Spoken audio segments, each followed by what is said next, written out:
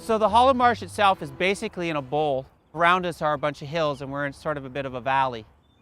So it really became a big marsh, bulrushes, grasses, small shrubs, small trees, that type of idea.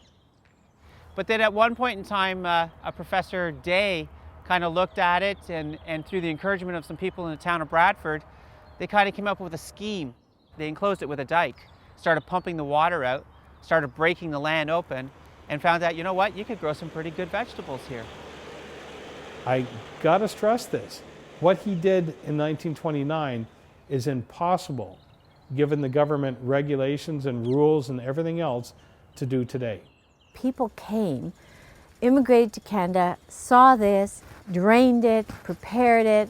You've got this incredibly rich soil, and most of us just drive past it on the 400 and take it for granted. It's split up amongst a number of farmers. They have all been working together for decades, and they all are in this area as a community.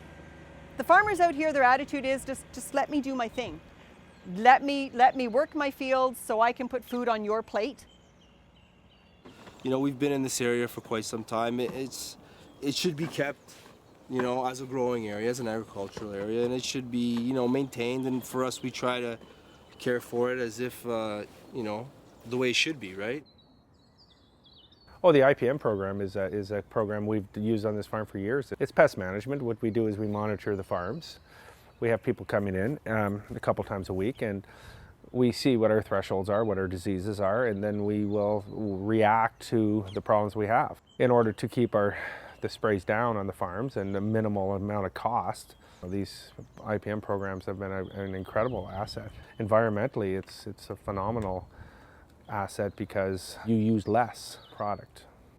We protect from wind erosion with cover crops. We put cover crop in with the crop in the spring, so the wind's not an issue. Anything that's harvested before the 15th of September gets a cover crop put into it. I have a concern that people who are non-farmers come up to the marsh because the land is considerably cheaper than what you would buy in town. Urban encroachment, as far as I'm concerned, that's the marsh discussion. We're all very selfish, right? The idea is let's get the big box house, let's get the drywall palace, and somebody sold the land, so maybe it's not as valuable as we thought. It's that little incremental move. What does it matter if we lose a bit of farmland in Markham? What's it matter if we lose a bit of farmland in the Barrie area? Like, it just keeps going and going and going. First of all, that land cannot be replaced. It's irreplaceable. Once it's gone, it's gone. The amount of grade A dirt is not getting larger.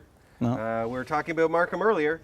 You take away a bunch of farmland around Markham, it's not being replaced. The loss of land just becomes the price of living in the GTA, right? So it's a negotiation we have. And I think one of the things is, like any negotiation, we have to know what the cost is of losing that land and losing that access.